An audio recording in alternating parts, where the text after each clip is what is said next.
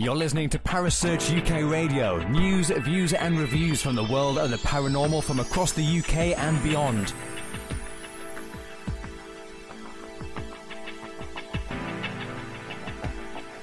Find us on Facebook, Twitter and the World Wide Web. Parasearch UK Radio.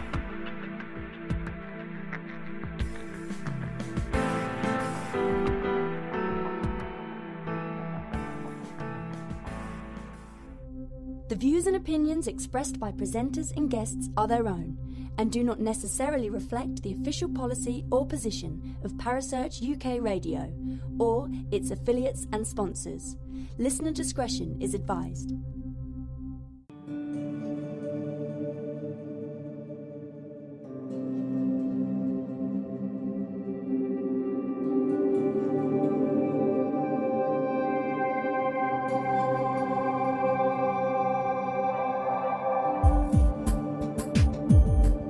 You're listening to The Spirit Dimension with your host, Kerry Greenaway, right here on Parasearch Radio.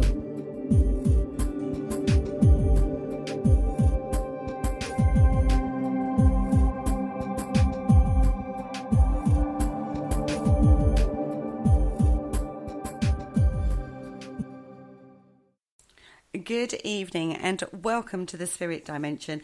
My name is Kerry Greenaway, and as always on a Sunday evening we cover the more metaphysical, esoterical, spiritual side of the paranormal and the unexplained.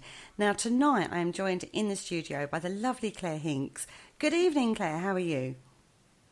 Good evening, Kerry. I'm fine, thank you. I'm recovering from our long show. Celebrate your birthday. The birthday party show went on a bit longer than anticipated last night. I do apologise. I got so many people into trouble with their other halves last night. It's untrue. It's all right. It was worth it. It was a good cause. It was a good fun show last night. So if you missed it, that's on the pop-up show. That's our first birthday parties, and you can listen back because every show we do goes to podcast.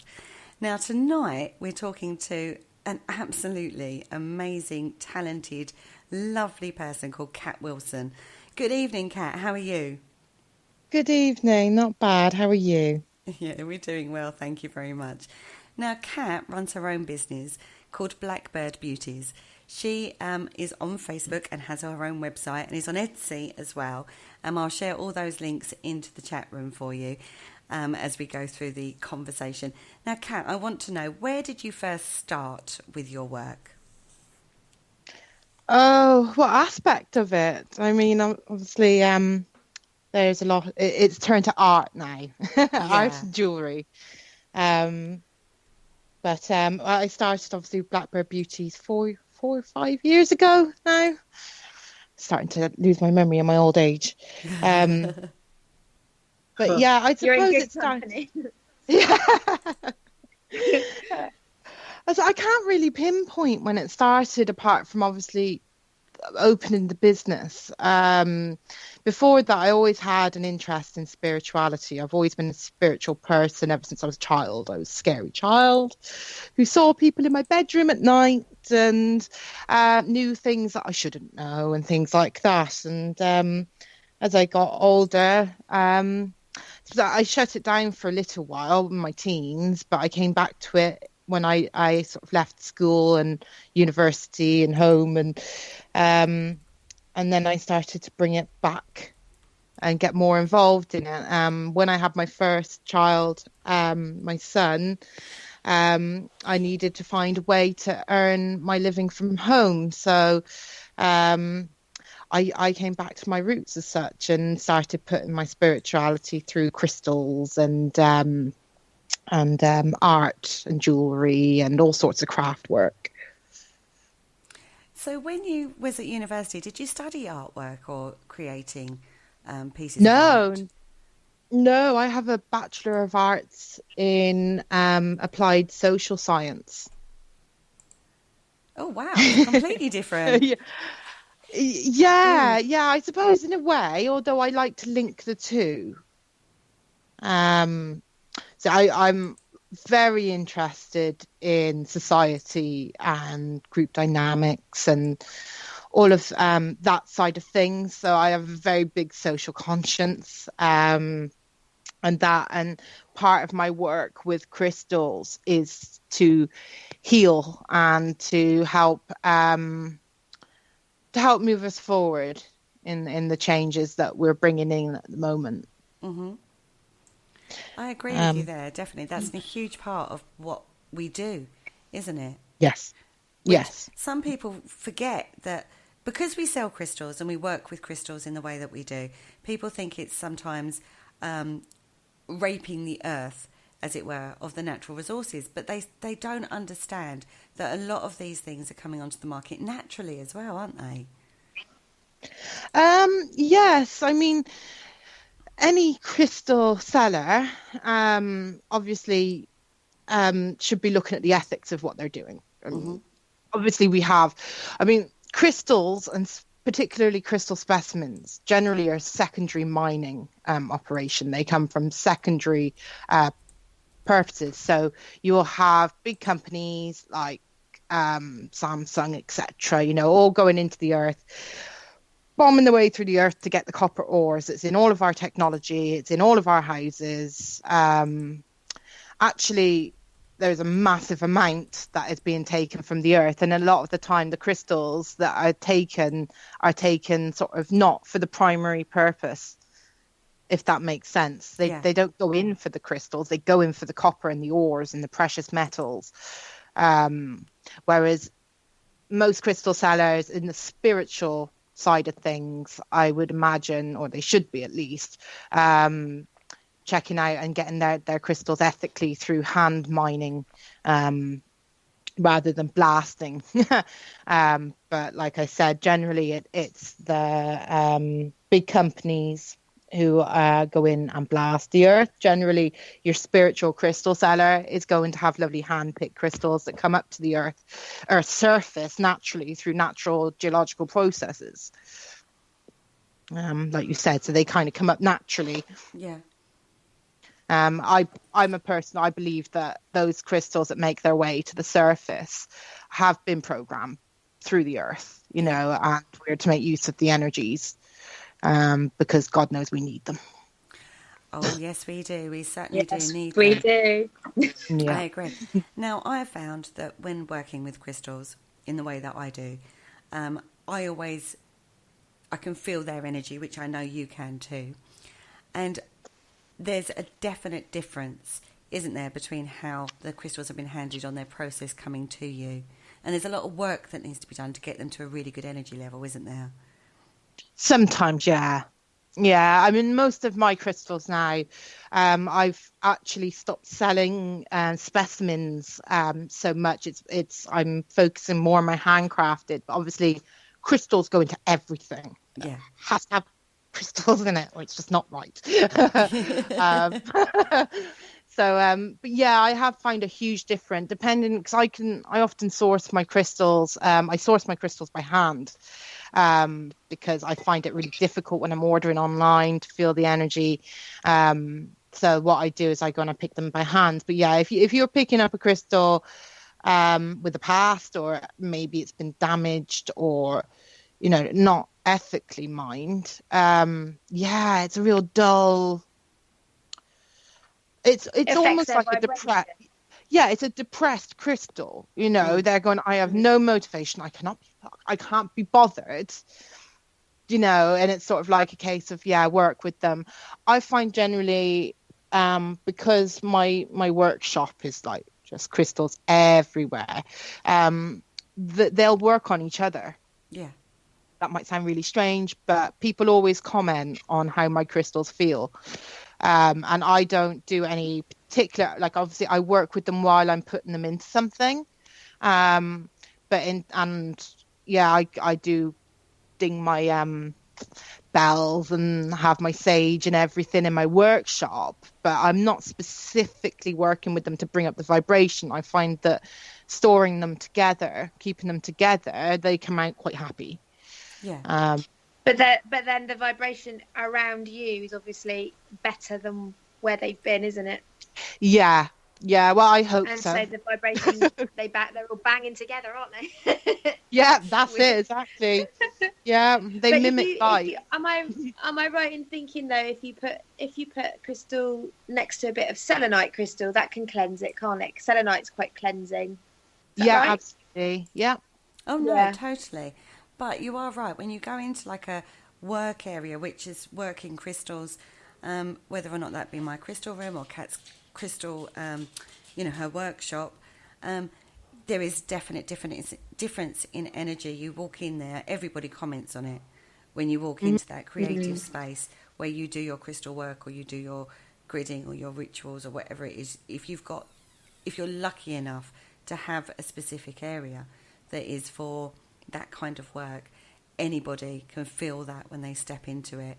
And the crystals will, like Kat said, they will work with each other to, heal the crystals that come in. I mean, when you get a delivery in, I do a lot of my work online. I'm not able to get to the wholesalers very often, so to hand pick. I do that too, but I do a lot of online shopping as well. But because I work a lot more remotely with locations and stuff, which Claire, you do as well. You do remote viewing as well, don't you? I don't seem to have that difficulty in being able to work distance, as it were. From a distance, yeah. I don't have that difficulty so much. And if I'm unsure, then I have no problem like querying with the wholesaler or whoever it is that I'm buying from that I want more pictures or more details about that particular crystal. But there is that definite energy difference when you go into a creative crystal work area. And you don't have to have a big craft room like Kat's got, or a crystal room specifically like I've got, or that I know Cheryl McGregor, who we interviewed a few weeks ago, she's got a specific area that she works as well when she's in her home. You can just have like a little corner if you're just like a normal... I did. Can I just say, I don't like I use crystals much more than I used to, a lot more than I used to, and I have them all over the... Oh, Claire's dropping. Yeah. Oh, bless her. She has them all over the place now, I think is where she's going with this one. Yeah. There was a much happier... I do have them all over the place. I have more in one area. I have a shelf in my bedroom where most of them are kept, but I tend to move them around a lot around the house, and obviously I use them all at different points for different things anyway. Mm-hmm. But since I've been collecting them, if you like, the more you use them, the more you need them, don't you? The more you get. But they've definitely changed the whole feeling of my house. My home feels completely different in a good way. It's a much stronger, happier vibration. Oh, that's good. Yeah, they hold on to the program. Sorry, Kat, carry on. My experience is anyway that they hold on to programs, whatever vibration or energy that might be. So obviously your crystals are happy crystals, and you can feel it, and there is a definite difference. It's not just us witches that feel it. Children, animals, people who. Now I've got some mucky relations who, they don't like this sort of thing. I say that. I really don't like this sort of thing, and I'm going to hell. But they'll walk into my house and be like, "Oh, I'm so relaxed." Like, yeah, because you dropped your judgments and the crystals are working on you. Yeah. But yeah, it makes a huge difference. It does keep everyone calm, I find. Oh, I completely agree with that. My house is a war zone at times with two boys, and it definitely keeps things, the energy definitely keeps it cleared through rather than lingering around. But one thing, when I very first met you, Kat, we met in Glastonbury, didn't we? We did. That was an age ago, now, wasn't it? I know, time is going so quickly, I swear. It's speeding up. I agree with you. I think so. Yeah, me too, definitely. And one thing you took with you to Glastonbury was a skull, didn't you? You actually have a beautiful skull. Oh, which one was that? That wasn't that the lava? Blue calcite one. No, it was a black one. black one probably I'm passed sure it through was by like a now. lava stony type kind of skull. Wasn't your traditional carving Oh, of a that was skull? a Hongshan. Hongshan, I think it's Hongshan. I'm not sure how you pronounce it properly. I read so much and I have a horrible habit of mispronouncing things. And then people take the mick out of me. But Hongshan. Hongshan skull, yeah. That was a really special skull. He's since moved on. Oh, As has they he? do, I find with skulls, they come and they go. I have sort of one that stays with me, and his name is Brian. And he's a green fluorite and quite a large Ooh. skull. But yeah, I do like the skulls. I was going through a real scully phase at the time when I met you as well. Yeah, because we spoke about this. Because I still haven't found a skull I connect to particularly. Not one personally for myself. But you have found this, Claire, recently, haven't you? You're starting to connect with dragon skulls. Yes, I have a lovely smoky quartz dragon. It's Oh, no. bizarre. I can't explain. Like, I'd never even really taken much notice of the whole idea of having a skull of any kind before. And she came to me secondhand, and I just picked her up and I was like, oh my God, I need to have this. You know, Yeah. I can't explain it. And then now I've connected with it. It's like, how did I live without her? You know? Yeah. She has this lovely vibration. They're amazing. And unicorn, I have a unicorn as well, unicorn head, which is just amazing. They have, amazing attributes, don't they? Yeah, I mean, it really depends on how you work, I think. I mean, obviously there needs to be a connection there. I've met people, skulls particularly, seem to be a real Marmite, love it or hate it, sort of carving shape. Some people absolutely love them. Some people just get creeped out by them. But in my experience, I've worked a little bit with dragon skull crystals as well. And I had quite a few skulls pass through my shop as well as my own personal ones. And I do find they hold on. They have more of a personality. Yeah. And it's just me being batshit crazy. No. I understand that. Yeah. It's like it kind of gives them a voice. And I think I find the skulls to be quite transient, but just I have one that stays with me, and he's obviously meant, I feel very bonded with him, and he stays with me. That's my little Brian. But yeah, dragons and other carving shapes, I think they do make a difference in how that crystal works. It really is. I think once you put the eyes into anything, you're giving it a soul. Yeah. And the same with paintings or anything like that. Once you put the eyes into it, it becomes a being of its own right. And yeah, they're really powerful communicators. Really good for anybody who's struggling to communicate. But it's the crystal, isn't it?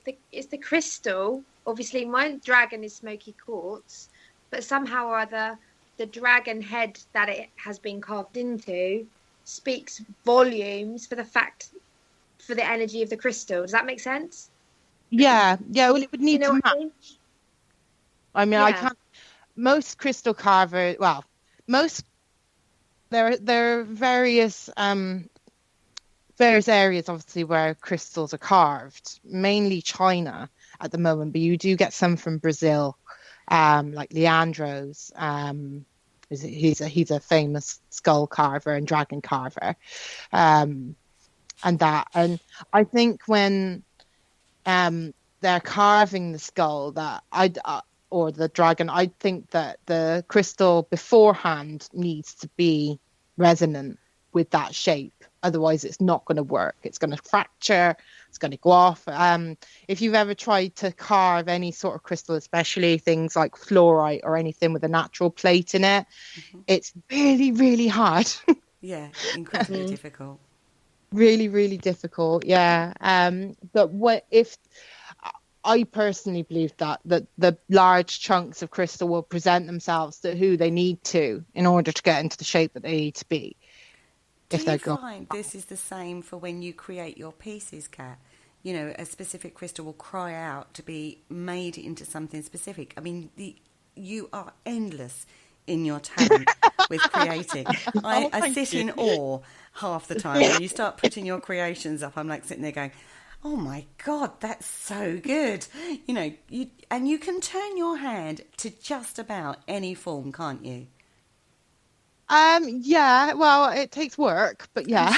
I'm sure it takes a lot of work, but you still create amazing pieces. I do my best anyway. I'm always pushing forward. I get bored very easily, Kerry. I'm not one of these people that can not be doing something. And like the reason I must seem so chaotic with, like, most people go, right, I'm gonna learn how to wire work because I want to wear crystals. So they go and they learn to wire work, and then they're happily doing that in 10 years' time. Whereas I'm a thing where I'm like, I want to wire work, but after 5 minutes, I'm going to be bored. So I'm going to learn how to do pyrography, or I'm going to learn how to paint, or I'm going to learn how to solder. I'm going to learn how to silversmith. I'm going to learn how to tie dye. I can't stop myself. And I just constantly go on. It drives everyone mad because I'm constantly investing in new stuff.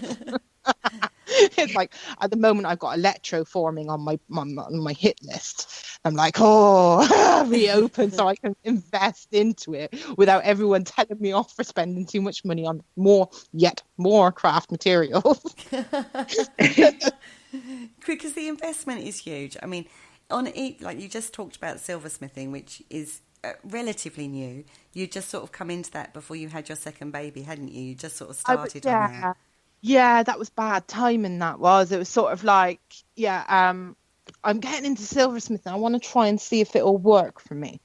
Just getting into it. I've got my big, my gas torch and hammers and all sorts of nasty chemicals all going, and then boom, pregnant. Away go the chemicals, away go the torch. You're like, damn.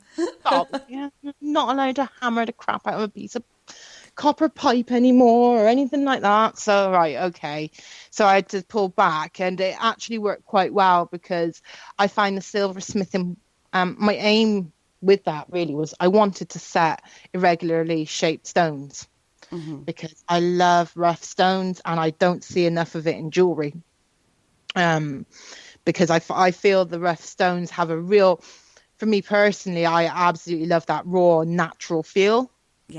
And the raw natural energy. I like it to come out and, after a fresh rain and comes up to the surface and then just be done, it's ready to pop something. Unfortunately, it's sort of like I learned a lot and I'm still learning. Obviously, bits of that will lend itself to what I'm doing now and the more soldered work and electroforming, hopefully soon. To get the rough, irregular shaped crystals into jewelry, particularly because it obviously silversmithing is sort of created with polished stones or faceted stones, rather than the rough, irregular stuff that I'm really keen on. So yes, I had to stop that. I know you did, but you've come back, and you're coming back with a vengeance, because next weekend you launch your comeback market, don't you? I do. Are you nervous? I will be.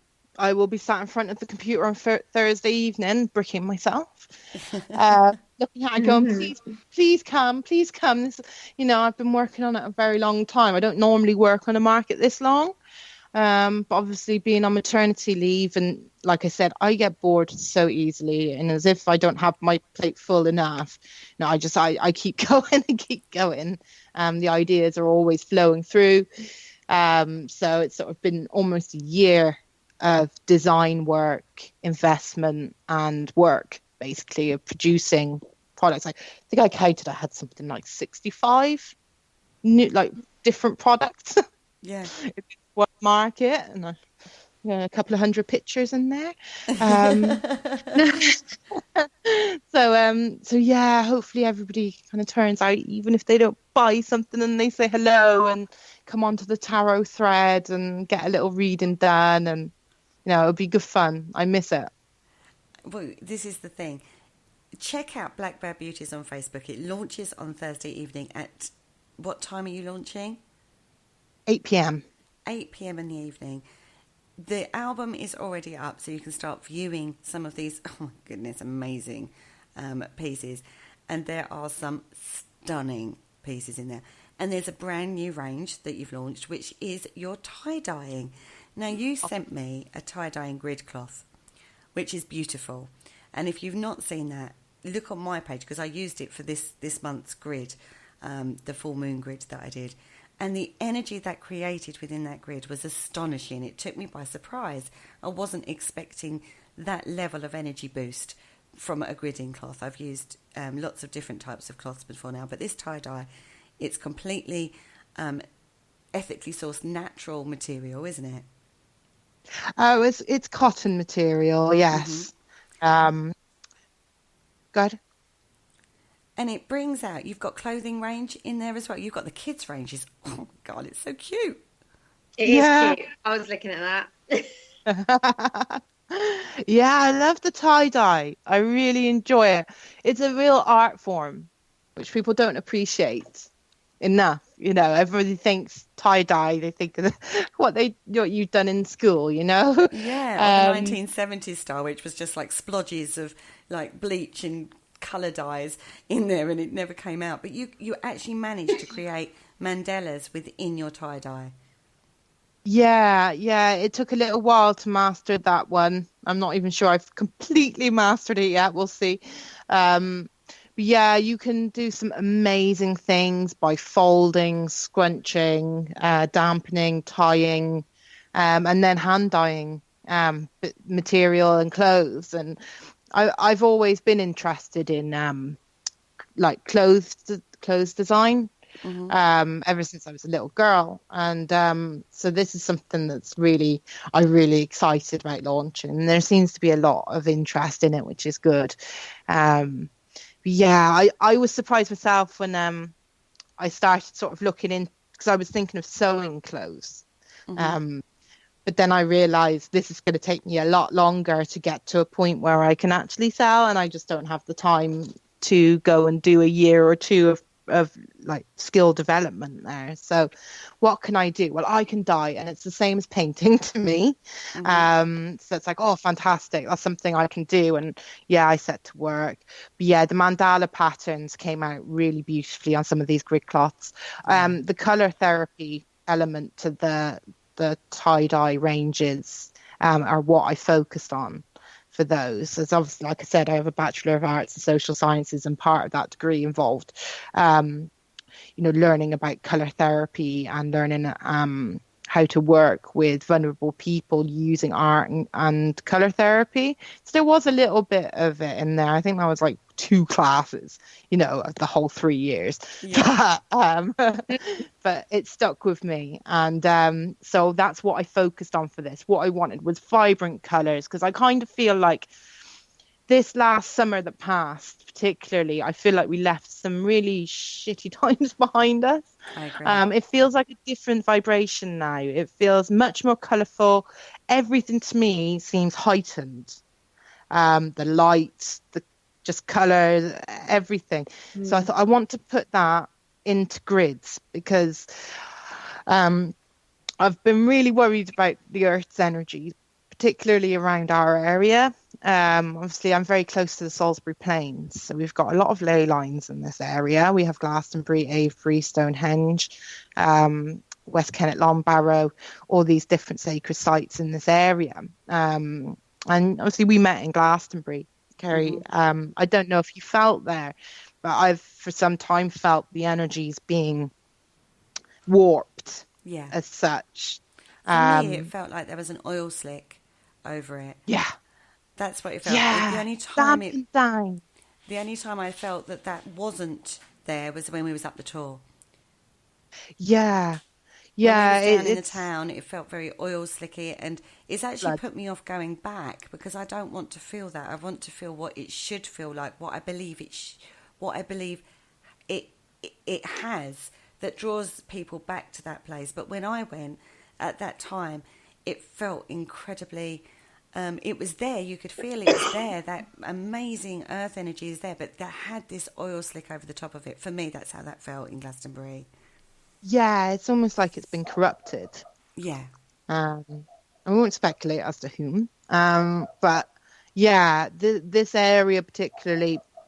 Well, I moved here to England, back to England. I am English, but I moved away when I was 7 to Southern Ireland. And the energies in the land are very different over there. So when I moved here, it was a shock. And I felt like it feels a lot, like you said, like an oil slick, or there's been manipulation going on with ley lines and energies around this area. So what I really wanted to focus on with the particularly the crystal grid clots, was I wanted power in those clots, and that's what I put into them. Was that powerfully cleansing, use the color therapy, use the vibrations of the color to really pack a punch, and let's get these earth energies back where they're meant to be, which we all know is the natural state, you know. So obviously we're picking up on that when we can feel something's not quite right here. This is not in balance. This isn't. Sorry, the dog deciding to have a go. I go in a minute. I've shut mine indoors so she doesn't, but I tend to attract the local animals of the neighbourhood. The cats. So she's telling them, she's saying, get out of my territory. Yeah. Yeah. So that was the plan with the crystal grid cloths. Was I really, because I know a lot of my customers work with earth energies. And I mean, obviously, we're so connected to the earth. We're so influenced by its energies that, I knew that by launching a range like that people would take them out and make a massive difference. And that's just the goal to keep going. No, I completely agree. I mean, working in the way that I work with crystals, which is very focused on grid work, as you know, that definitely brought it up a level, which I hadn't felt before. And it's actually made me want, for the last year, I haven't gridded as much as I would normally, for various reasons. But just because it's felt off, it hasn't felt right. But there's been a lot of universal energies that have been going on in the last year or so. But we seem to be coming more into a time of awakening. Have you both felt that? Definitely.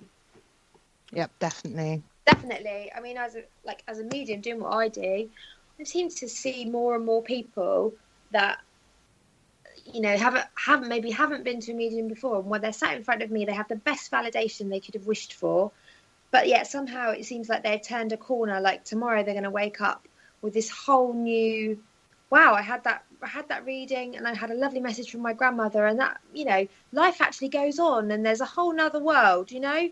And I felt that so much, that everybody seems to be waking up, that our vibration, our global vibration, has changed massively. I think that's why we're seeing so much chaos on a political and media level. Yes, because obviously they're hanging on for dear life. You know, you can't stay like that when the vibrations are changing to, like you said, a much more aware, educated, enlightened, open-minded society. You can't stay like that. You're going to be shoved out into the light for everybody to see how disgusting you can be. I don't know how about you, but I sort of feel like the universe is cleaning up in a way. God. Like the storms, and, you know, I know there's a lot of tragedy and stuff, but I do always believe everything happens for a reason, you know. And I do feel like it's a bit of cleaning up. I don't really know what is going on with the likes of some people in high places, politically speaking. But it all just seems so. It's almost like the universe having a bit of a laugh. You know, we're gonna clean up and sort it out. You know. Yeah. Yeah, I think it's definitely what Kat has said. Is like the establishment we'll go with. Yes. A kind of clinging on to old ways and old methods and the same old. But the populace is actually becoming more aware, more educated, more open-minded, more evolved, and are not putting up with half of what we had before. So there is this tangle at the moment, which is causing a lot of unrest and a lot of issues between the establishment and the populace. But as we become more evolved and it becomes more awakened, I do feel that it's a good thing. There's a lot more positivity out there than we're being led to believe. There's a lot more kindness being shown than I've ever seen before. You see it regularly now. Social media is great for that, for seeing the kindness in people. It's great for seeing the crap, but it's also amazing for seeing the kindness and the hands that are being held out to people when people are going through a hard time. There's not that...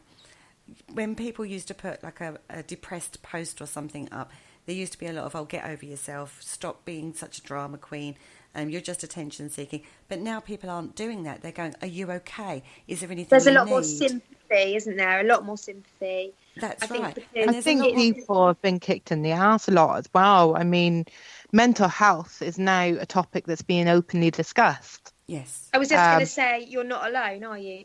That's the consensus. Everybody says, you're not alone. Don't share your feelings. Get it out there. And it's true. And I think everybody's a lot more as well. Yeah, exactly. no matter what your issue may be, whatever, even if it's not an issue, just something you want to share, there's always somebody. That is one of the good things, isn't it, about social media? There is always somebody that is listening or looking or reading, or there's always somebody. There's always somebody there's always to reach out to now, which they never used to do. Like this time last year, I would even say people wouldn't do that. Now, I also have found that in the last year, a lot more herb craft has come in, and that's something you've also taken to working too with, isn't it, as well, Kat? Oh yeah, I love my herbs. Absolutely love that. I've made some smudge sticks. I got this year's smudge sticks for they're so pretty. They're so pretty. Yeah. I wanted like thinner ones this year because I'm so short. I can't get into the spaces I want to get into without like climbing. So these are really long and thin ones, so I can sort of wave it around like a wand, and they smell lush. They really smell lovely. One thing you haven't seemed to have done so far, and I don't know if you're going to be posting some, is smudge fans, because your smudge fans are like, oh Jesus, awesome. Yeah, I am. I'm struggling to source parts of them at an affordable price. I'm always trying to keep my prices down, you see. So I'll wait I have got some bits that I can use, but the time isn't quite right. But I know when the time is right to make certain lines, certain bits, because the materials will just sort of show up. Yes. Arrive on my door. People are always giving me things as well. Oh, Cat'll have it. Cat'll have it. You should see my workshop. We've got like 4 or 5 different marquees in here. One works. Oh, bless you. But yeah, I usually do have like at least 1 or 2 smudge fans, the big elaborate ones. So that's sort of my grandiose leanings, I suppose, with energy tools. Just the artwork of them, I love that side of it. So they could be a bit construed as a bit over the top, but yeah, they are elaborate. Yeah, next market. So you haven't stopped doing them, is where I was going with this. It was just not for this particular market. No, I couldn't do everything. True. I was sort of like, well, I've only got, because obviously closing for maternity leave, it's like, oh crap, I'm gonna have to fund it all because I can't go out and get sales. So I had to kind of pick and choose as to what I would do. And then what I'll do is I'll have quarterly markets, so there'll be every 3 to 4 months, rather than monthly as I was doing. That's just to give myself some more time, because obviously with 2 kids now. Oh, carry on, Claire. Whose dog is that? Is that you? Okay. He's off on one. I was going to ask you. I was just trying to ignore the dog. So I was just going to ask you, Kat, where you get your inspiration from. I mean, you said before that you were quite spiritual, and that you did the whole aware of people at the end of your bed in the dark kind of thing when you were young. But did you, like, now you're doing I'm just looking at some of the pictures now on your market, and they are lovely. Like, some of the things, I'm just like, right, I'm writing a list here while I'm listening to you.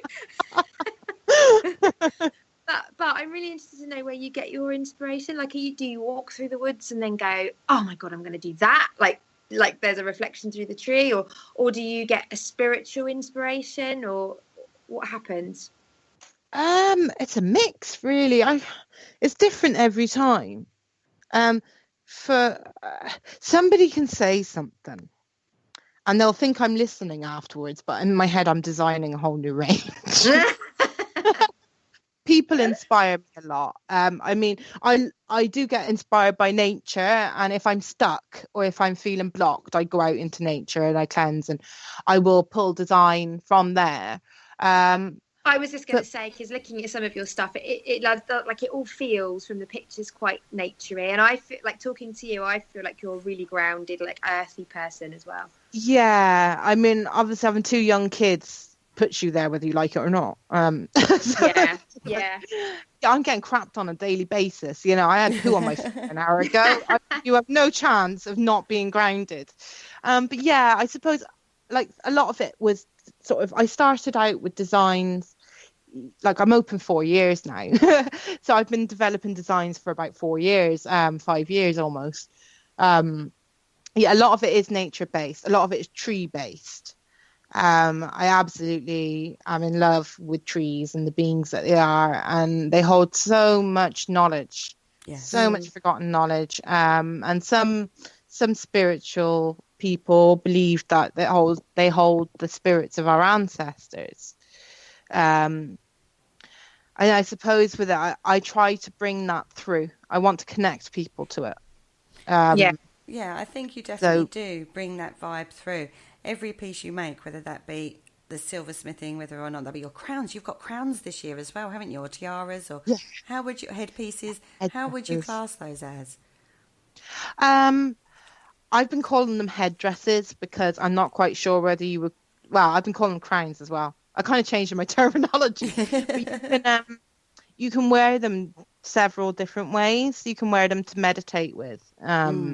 Which was where they originally came from when I started designing.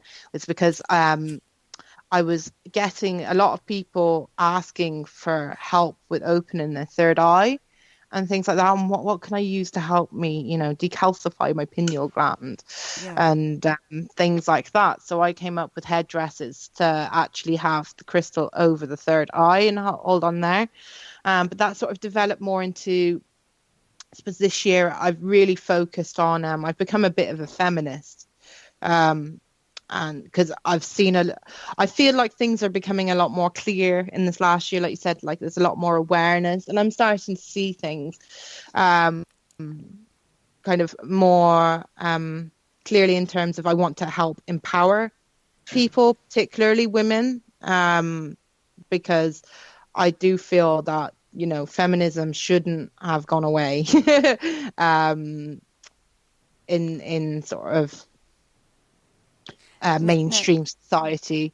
Let's just clarify this. When you say feminism, you're not talking about man bashing at all. You're talking about the equality between the two sexes, aren't you? So you're not disempowering men by being a feminist. You're actually wanting women to have the same power that men have. No, I'm wanting women to exist on a same level and be seen, and their influence to be felt on all levels, particularly in power, because I feel like it's not balanced. So that's what I mean by feminism. I'm also, in my experience, obviously, like I said, I worked in social care. I have a bachelor in social sciences. So in my experience, women and men, as a result of sort of the way society is, or the patriarchy, are disempowered, completely disempowered. And I want that to stop. And I want people to come empowered, particularly women, but that's just because of my leanings, I suppose. I feel like, because obviously crowns and clothes and jewelry and crystals and things like that, women are more generally, I'm not saying all, generally women tend to be more drawn. So I have more female customers than I do male. However, I am at the moment designing an Anubis pendant for a male. People come to me and ask me to do bits and pieces, all the time, and sort of I will just roll with those. But yeah, in terms of feminism, the crown was like, well, what is a symbol of power? I want people to feel themselves, because like everybody that I've come across in my lifetime doesn't feel like they're enough. Yes. Which isn't right, and I sort of, empowerment is coming back to the true self, male or female. We don't feel worthy of ourselves, do we? Enough. We don't give ourselves enough credit or feel like we are allowed to have or be successful or, have enough faith in ourselves because of sometimes how we're made to feel. Yeah, absolutely. Like you said, how you're made to feel.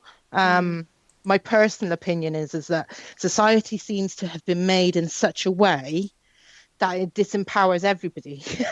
Everybody except for maybe 1% of the population. And it just seems to have been in the foundations when society was being made, in the institutions through religion, education, and all the other institutions. It's almost designed to make you feel crap, to make you feel not worthy. There's no, you're not quite good enough to have enough money to survive. You're not quite good enough to have this sort of career or whatever it might be for you, So yeah, sort of, I was focusing on empowerment and trying to put that into the crowns that I was making, because they are such a regal symbol in itself, and that carries power. And they're gorgeous, and they're not something you would have to wear on a special occasion. They are very wearable, aren't they? Yeah, and they're quite comfortable as well. They mould to your head. They're gorgeous. Absolutely, they are gorgeous. Thank you. Now, you do festivals as well, don't you? You like doing the fairy festival. I love fairy festivals. Absolutely love them. Our big one that we try and do every year is the New Forest Fairy Festival, and that's in Burley, New Forest, August. I think it's the 14th and 15th. I'm not sure, but yeah, August. And you're going to be gearing up for that one. I love watching the photos when you've done the photos. When you come back, you post all the photos, and it just looks so beautiful. Yeah. Oh, it is. The trees there are something else. You get off the motorway, and it's like walking out of one realm into another realm, because you go across the cow gates, and there's wild horses and bracken and moss and heather, and it's amazing. Absolutely amazing. So it's a perfect setting for a fairy festival, and it's not too big, which I like. Yeah, because sometimes they can get too big. Yes, we do. Honestly, we so need to go to this, because people dress up and it's fantastic. It looks. We've got awesome. a list. We've got a list of things we're going to do, haven't we? I know, this is getting ridiculous. We're going to need to start doing some of these things. That's definitely worth a visit.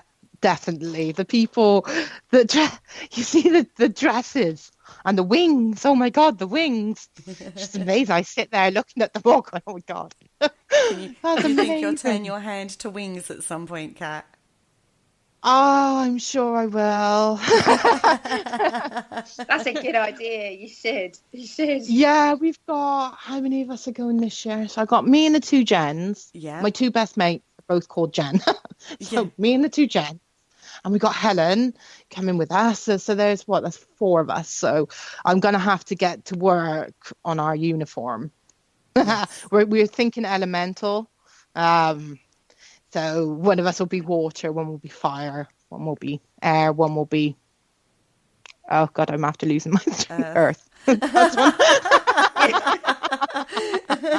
And you need a fifth to make it spirit.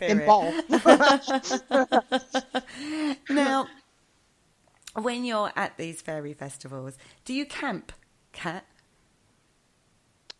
We do, yeah. You do proper most of camping. the time. Yeah, I must admit, I'm okay with camping and that, but really, Jen from Condescent's gift shop, she comes with all the gear. Her partner fishes. So she just brings all his stuff. Brilliant. That's what you need, somebody to take all the stuff for you. Or with you? Last year we did the Three Wishes Fairy Festival and that's down in just past Plymouth. And that's a camping festival. That was really good. That was 3 days. That's only down the road from me. Yeah. Yeah. It's not far. It's on every oh God, I think it's every July. It absolutely lashed rain last year. It washed out a bit, didn't you? Before last, sorry, I'm missing a year. But yeah, we got washed out. So I was like sewing up my marquee with wire. It was fun. Driving the van out. Yeah. Now that you've just mentioned the two Jens, they also become part of Blackbird Beauties at times, don't they? They're not on this particular occasion, but they have been at times. Now, one of the Jens, I always get the two confused, I do apologise, she makes the most amazing candles. She does. Oh, they smell so good. I go into her house and I'm like, right, just show me to the scent of things and let me go stick my nose in them. It's like therapy. So she brings colour therapy through. She brings the scent, which obviously helps with all sorts of things as well. And she brings light in regards to the candles. Now, I've actually got a few of Jen's candles here, and I'm never disappointed. Never, ever have I been disappointed with one of her candles. They're absolutely awesome. So check out Jen's page as well, which is Incandescent, isn't it? It's Candescent's gift shop.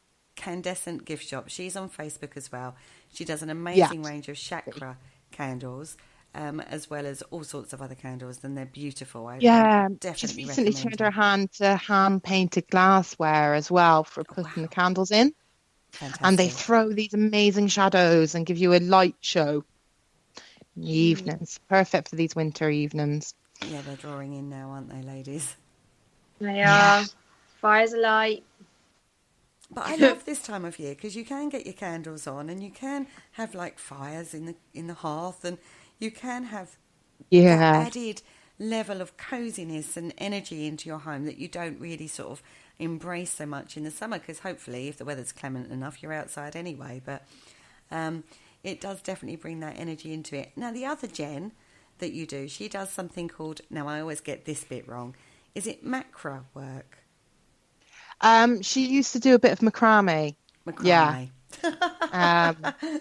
Unfortunately, she's not up and going at the moment. Unfortunately, last year, around the time I fell pregnant, she was diagnosed with breast cancer. Oh, bless her. So she's off at the moment. She's in treatment, but it's all going well, and she's very strong. Both the Jens are very strong. Obviously, the other Jen has had breast cancer as well. Mm-hmm. 2 out of 3 of us. Oh, gosh. And they both have genetic links, unfortunately. So, so she's in, I don't know, she's still in treatment. She's had the main chemo and everything. That's been done. So she's starting to feel a bit better. Her hair's coming back and things like that now, which is nice. But I'm sure as soon as she's sort of clear and everything's okay, she'll be back to doing her little macrame necklaces, and I think she's working on making some sort of fairy ringlet things for the head. You know, what are they called? Headdress. They are headdresses, aren't they? Yeah. She's making some of those at the moment. So they're both very creative. They are, and you surround yourself with creative people. Which, does that help you with your creative process? Do you brainstorm with the girls? Yeah, I do, particularly Jen Austen, who does the candles. We're like little partners in crime. We sit there, we have a catch up, and we brainstorm and think of different things, and we do all our stalls together. So because obviously it's just me with Blackbird Beauties and it's just Jen with Candescent's gift shop, what do you do when you need a wee? Yes. Oh, I know this one. We do all our events together. We kind of, it's one or the other. So you don't really see us on our own much at events. We tend to do them together. So she's up and running, and she'll be doing she has her own stall as well for this year for the New Forest Fairy Fest. Oh, fantastic. We're very excited because we have double the space. Yeah, that means you've got to make more stuff to fill that space. Oh yes, Kat will be spending many happy hours in the workshop beforehand. Is it your retreat when you go out there? So do you sort of like when your other half comes home, do you sort of say, right, there you go, there's the kids, I'm off creating now? Pretty much, yes. I mean, obviously I work at home, but I've got to be really strict with my time because I don't have much of it. So I do. He's so good. The kids go to bed. I'm out here. See you later. And the same at the weekend, pretty much. But yeah, it can be hard to juggle sometimes. It can be very hard to get your time management right. Claire's finding this recently because her readings have picked up and the restrictions on time is incredibly difficult at times because Claire has young children as well, don't you, Claire? I do. It's hard to balance, isn't it? They're very good. I have a very, like you, have a very patient husband, partner. And but it is difficult. You have like the real world and then you have the children and then you have, the stuff that you want to do that makes you who you are. It's really hard to juggle it all around. I find I'm not having enough hours in the day at the moment, but it's okay. It'll work out. It's meant to be. So it kind of you find a way to make it work, don't you? You do. And remember, it's temporary. They're going to grow up, and before long, they're not going to want to know us. So it's better to juggle now, and at least you get this time sort of at home, I suppose, as well. Yeah. Like for me, because I'm a home educating mum, so I juggle everything. You do. But I'm so grateful that I have the skills to be able to work from home, so I don't have to go out and work the long hours, which I would have done previously. And because you're doing what you do from home, you can involve your children in that, can't you? As well. To a degree. Yeah. It really depends. Like, I mean, I can't really, my 4-year-old, he's very, very, very energetic. So it doesn't really lend well to sitting for long periods of time or anything. So I can't really involve him just yet. But as they get older, I plan to take them with me to festivals, and I would love eventually to be able to have a season in the summer that runs from maybe March through to August, September, and just bring them with me. Yeah. I think it would be a great educational experience for them. Oh, yeah. Hugely. No, I agree with you. And it will certainly, they will certainly grow up very open-minded about lots of different ways of how you can live your life. You don't have to conform to what society dictates. You can be and do and embrace what you love and what you want. Absolutely. And you just put the energy behind it and it will come to fruition. Yeah.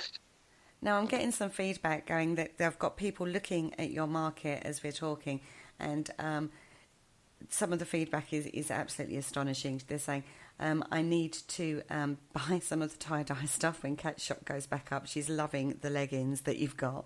They're amazing. Oh, I can't wait. I'm gonna just walk. Like, I'm just gonna be getting loads of leggings. You're never gonna see me in anything anymore. Leggings. Tie-dye leggings. I'm gonna be colourful. I've grown my hair. We all love leggings. Yeah. My hair was purple and blue up until recently. It's now normal colour, so I have to replace that. And yes, you're going to have to re-dye your hair now. You can. I should do, actually. Yeah, I'll think about it. You were purple when I met you.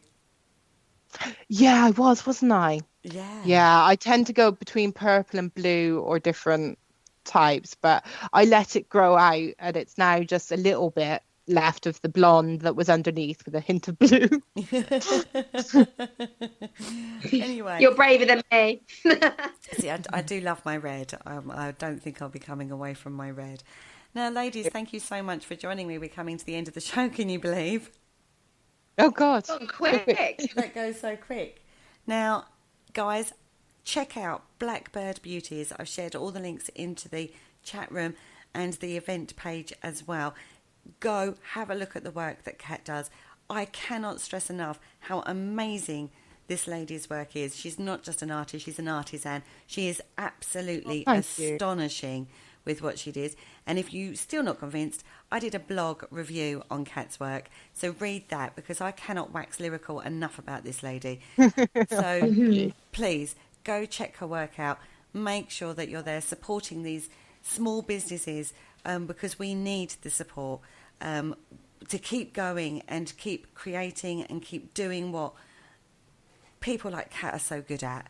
They're so good at it. So please support your local small businesses and online businesses as well. And on that note, I'd like to thank both the ladies for joining me tonight. Thank you. Thank you. You're very, very welcome. Now, next week, we have got some amazing shows going out live for you. On Monday, we've got the Parasearch radio show. We spoke to Brendan Shea about saving historical sites and what we can do as people to help do that as well. So that goes out at 9 o'clock tomorrow. On Tuesday night, we have got the Paranormal Concept Show with Paul Rook, Carl Hutchinson and Ashley Nibb. We're talking EVPs. On Wednesday, we've got the Haunted History Show. This week, it's all about the Manson family murders at the Oman House, which personally I find fascinating, that particular subject. So I'm really looking forward to that one. On Thursday night, we've got the KTPF Reload Show. Still not sure what that one's on yet. I'm waiting for Andy Mercer to tell me. And on Friday, we be talking dragons on the Dark Mirror Show. That's at 9 p.m. Now, on Sunday, on the next Spirit Dimension show, I have got the amazing Philip Hermit back in the studio with me, talking about his new book about crystal gridding, which is a subject that's very close to my heart. So, guys, thank you all for listening. Don't forget to check us out on Facebook and YouTube and Twitter. So on that note, thank you so much for listening. Thank you for joining me in the chat room, and good evening. Thank you for listening. Don't forget to join us for more shows throughout the week. Find us on Facebook, Twitter and the World Wide Web to keep up to date with all the shows right here on Parasearch Radio.